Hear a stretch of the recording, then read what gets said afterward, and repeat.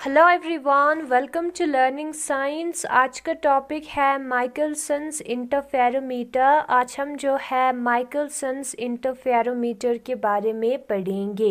The Michelson interferometer was used to detect the motion of the earth through ether। जो Michelson interferometer है वो अर्थ का motion through ether उसको पता करने के लिए यूज किया था, और to detect the so called hypothetical ether as the medium through which light waves were suppose to propagate. जो ईथर है वो एक मीडियम है जिससे लाइट वेव्स प्रोपगेट होता है, उसको डिटेक्ट करने के लिए माइकलसन इंटरफेरोमीटर का यूज किया था। तो यहाँ पर जो एक्सपेरिमेंटल सेटअप है माइकलसन इंटरफेरोमीटर का वो दिया है।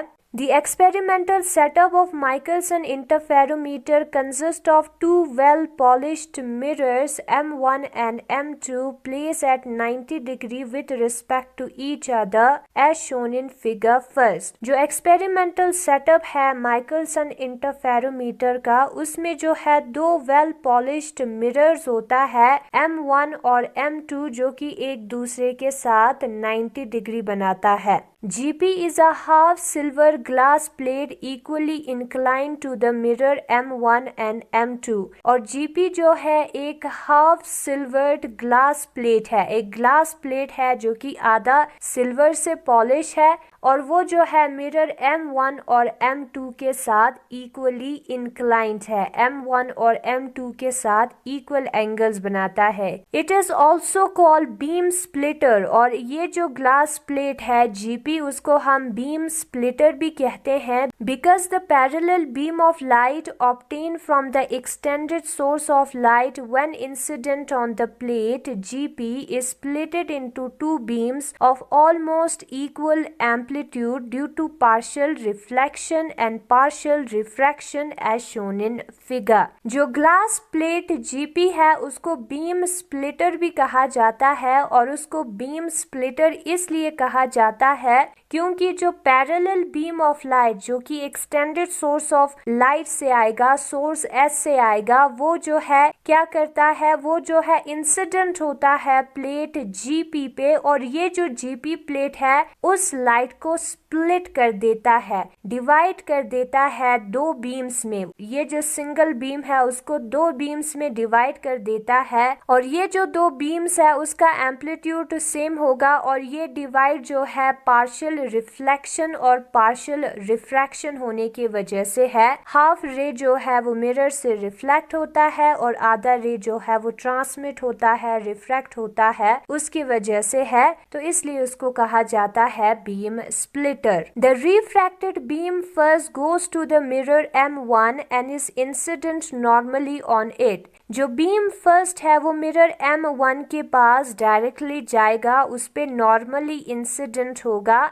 ठीक है। The incident beam is reflected along the same path, और जो इंसिडेंट बीम है वो उसी पाथ से वापस आएगा, उसी पाथ से रिफ्लेक्ट होगा, and is then incident on the plate GP। फिर उसके बाद जो है वो फिर से GP पे पड़ेगा, from where it is reflected downwards, जहां से वो नीचे की तरफ रिफ्लेक्ट होगा।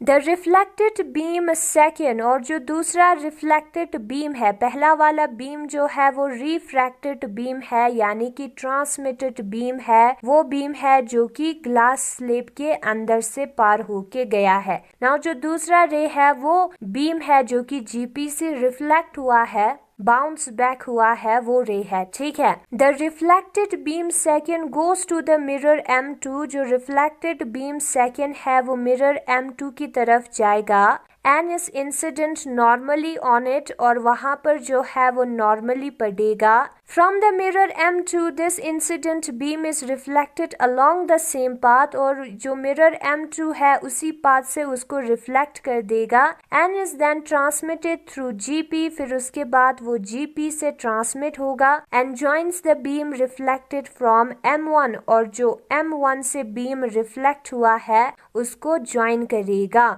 Thus the beam third contains light reflected from both M1 and M2। तो जो beam third है उसके अंदर जो रिफ्लेक्टेड रेस है M1 और M2 दोनों से वो प्रेजेंट होगा। The reflected beam second passes through GP twice. जो रिफ्लेक्टेड बीम सेकेंड है वो GP से 2 बार पास होता है। यहाँ पे हम देख सकते हैं but the beam first passes through it only once. लेकिन जो बीम फर्स्ट है, अगर हम बीम फर्स्ट को देखेंगे तो वो जो है सिर्फ एक ही बार पास हुआ है। Hence an extra optical path is introduce for beam second. तो जो बीम सेकेंड है उधर एक एक्स्ट्रा ऑप्टिकल पाथ आ गया, ये वाला रीजन एक्स्ट्रा हो गया, ठीक है। So to compensate for the extra optical path, तो ये जो एक्स्ट्रा ऑप्टिकल पाथ है उसको कंपनसेट करने के लिए, एक्स्ट्रा ऑप्टिकल पाथ के असर को कम करने के लिए, कंपनसेट करने के लिए, a compensating plate C is placed parallel to GP in the path of the beam first। जो बीम फर्स्ट का पाथ है उधर हम एक कंपनसेटिंग प्लेट रखेंगे जिसका थिकनेस GP से सेम होगा और वो जो है GP से पैरेलल भी होगा। The plate C is made of same material as the plate GP।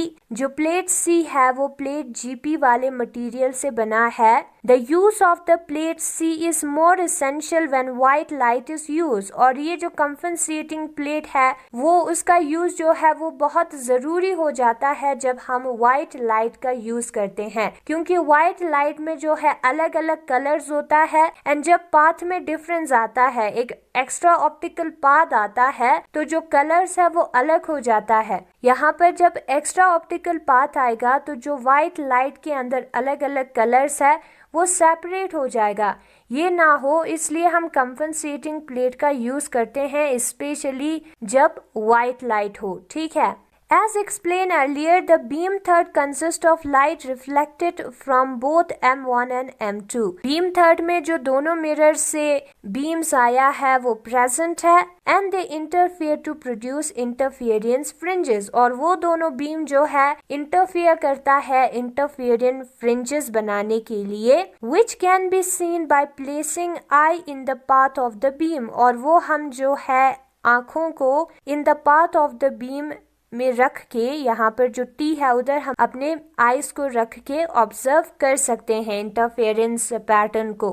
Generally we use a small telescope focused at infinity set for parallel rays to see the interference pattern। और generally जो है हम एक छोटा सा telescope का use करते हैं जो कि इन्फिनिटी पे फोकस होगा। इन्फिनिटी पे फोकस तब होता है जब रेस पैरेलल होता है, ठीक है, to see the interference pattern. तो यहाँ पर हम आँखों की जगह पे जनरली टेलीस्कोप का यूज करते हैं जो कि इन्फिनिटी पे फोकस होगा और इस टेलीस्कोप के थ्रू जो है हम इंटरफेरेंस पैटर्न को देखते हैं। और यही है आज का टॉपिक। और अगर आपको ये वीडियो पसंद आया तो इस वीडियो को लाइक करें, लर्निंग साइंस को सब्सक्राइब करें। Thank you so much for watching।